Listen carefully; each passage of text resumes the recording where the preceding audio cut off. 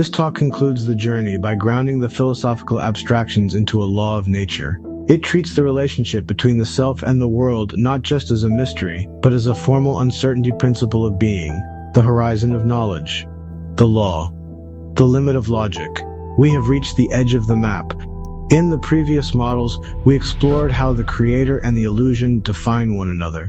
But here, we encounter a hard, mathematical limit. We find that there is a fundamental limit to ontological precision. Just as you cannot know both the position and the momentum of a particle with absolute certainty, you can never fully separate the creator C from the illusion I. They are not two separate things standing side by side. They are a singular, entangled event. The formula, the uncertainty of the enigma. Look at the expression, delta C times delta I greater than or equal to h bar sub E.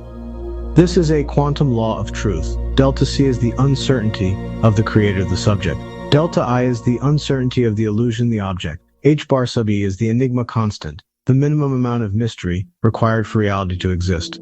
This equation tells us that if you try to pin down the creator with perfect precision, if you try to peel back the layers of the self to find the absolute core, the illusion I becomes infinitely blurry. The paradox of the God's eye view.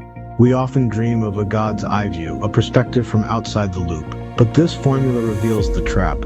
The very act of trying to observe the system from the outside creates the very reality it seeks to observe. The precision we seek is the very tool that strengthens the recursive bond. The harder you look for the truth behind the curtain, the thicker the curtain becomes. The measurement doesn't just record reality, it enforces it.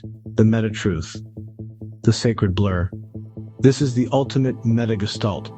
It suggests that the blur at the center of our lives, the feeling that we can never quite grasp who we are or what the world truly is not a failure of our intelligence. It is a requirement of our existence. Delta C times delta I greater than or equal to h bar sub E. The enigma is constant. The mystery is the floor of the universe.